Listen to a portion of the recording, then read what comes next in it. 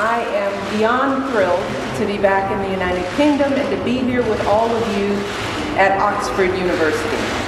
I want to thank Professor Hamilton, the Vice Chancellor of this university, for that very kind introduction and for hosting us all here today. And thanks to Professor Hamilton and to the Dean of Christ Church College, the very Reverend Christopher Lewis, also for hosting us as well today. I also want to recognize Joe Dibb, Joe, who has just been so terrific, just such a wonderful example of what leadership can mean. She's the head of the school at the Elizabeth Garrett Anderson. We're losing a mic. For her leadership, does that work better? For her leadership and for joining us here today. And I want to thank the Oxford students as well who've served as mentors today. Thank you for your time. Thank you for making all of us feel so welcome, for looking after these beautiful young women, and thank you for your hard work and effort. But most of all, I want to recognize these brilliant young women from the Elizabeth Garrett Anderson School. My visit to your school 2 years ago, and some of you weren't there when I came, correct? That was my first solo international event as First Lady. Truly, that was the first time I went off all by myself as First Lady.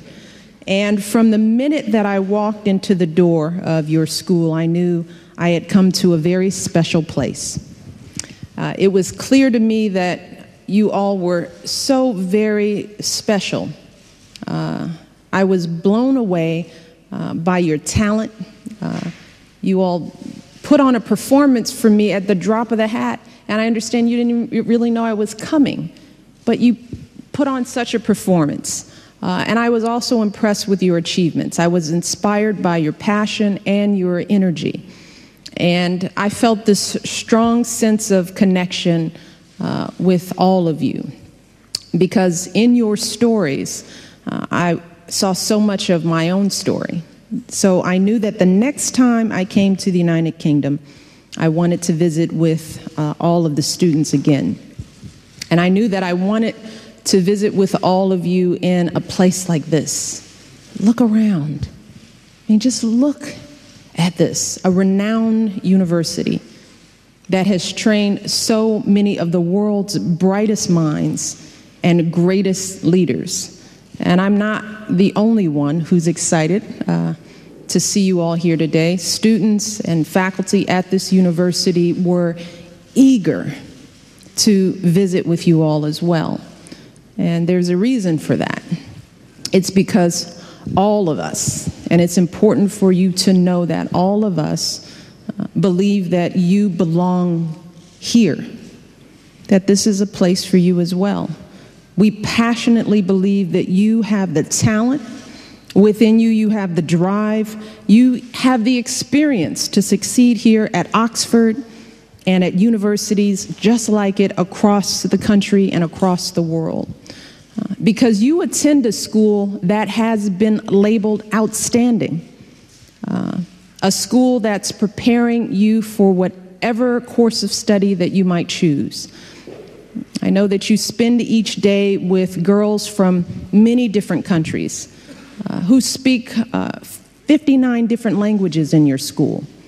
So you're already learning how to fit in to a university like Oxford, which has students from more than 140 different countries.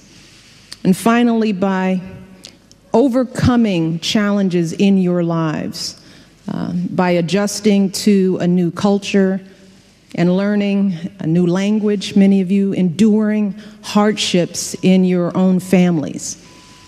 Through those experiences, you have gained strength, courage, and maturity that is far beyond your years.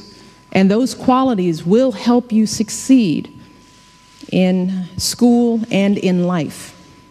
So in other words, all of us who brought you here today, don't just think that universities have a lot to offer you, We believe that you all have a lot to offer these universities.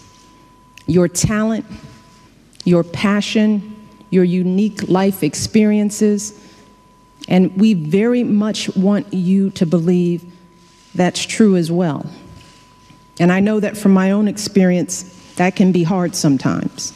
And I remember back when I was your age, trying to decide which schools that I would apply to, and I remember how well-meaning but misguided people sometimes question whether someone with my background could succeed at an elite university. And when I was accepted at one of those universities, I had all kinds of worries and fears and doubts before I entered. I worried that I wouldn't be as well prepared as students who had come from more privileged families. I worried that I wouldn't fit in somewhere so different from where I'd grown up, or with people whose backgrounds were so different from mine. But after a few months in college, away from home on my own, I realized that I was just as capable and I had just as much to offer any of my classmates. I realized that if I worked hard enough, I could do just as well as anyone else. I realized that success is not about the background you're from. It's about the confidence that you have and the effort you're willing to invest. Clarissa here knows that as well. She's one of our mentors here today. Where's Clarissa? There she is. And she's also a graduate of the Elizabeth Garrett Anderson School. And she's going to be sharing a story in a minute, but I want to give you a little preview because I'm worried that she'll be too modest to tell you about all her achievements. Clarissa, I understand, was a star student at Elizabeth Garrett Anderson with outstanding test scores, and she's now reading English literature language here at Oxford. She also somehow finds time here to be an award-winning poet. She serves as president of the Oxford Poetry Society, and she's one of only 7 young editors currently working for a major international publishing company. So if any of you ever start to doubt yourselves, I want you to remember Clarissa's story, if mine somehow doesn't resonate. I want you to remember that she started out just like all of you. And I want you to know that you have everything you need to succeed at a place like this. You just have to work hard. That's it. You have to push yourselves. That's the only thing. This does not come easy for anyone. Everyone here, regardless of their background, got here because they worked hard. And you stay here because you work hard. But more importantly, you have to believe in yourself. You have to mentally believe that you can be here. You have to paint that picture for yourself. And most of all, when you eventually get to a place like Oxford, I want every last one of you to reach back and to help others get here too. That's one of the reasons why I'm here. Reaching back, even as First Lady of the United States, making sure that other young girls get the same opportunities that I had. Maybe that means mentoring or tutoring young people in your community. Or maybe it means keeping in touch with students at Elizabeth Garrett Anderson and helping them with their university applications. Because many kids don't have the experience to even apply. And the one thing is that you don't have to wait until you've made it yourself. You don't have to wait until you're big time. You can start the minute that you get back to school. Because for every one of you here, there's someone else from your school who could be here, who won't have this opportunity.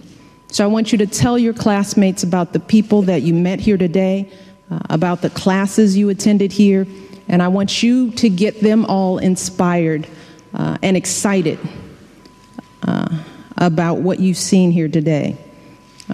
You all have so much to offer. You have to believe that, and I look forward to seeing all of you fulfill whatever dreams you have, and I know they're big. So I want to see you all in the future, visiting me somewhere around the world doing great things. So with that, I'm eager to hear from you all about what you saw and learned today, and then we can talk and talk and talk until they yank me out of here. So with that, I'm going to turn it over to Joe Dibb, who's going to take us through. So congratulations, you all. We're very proud.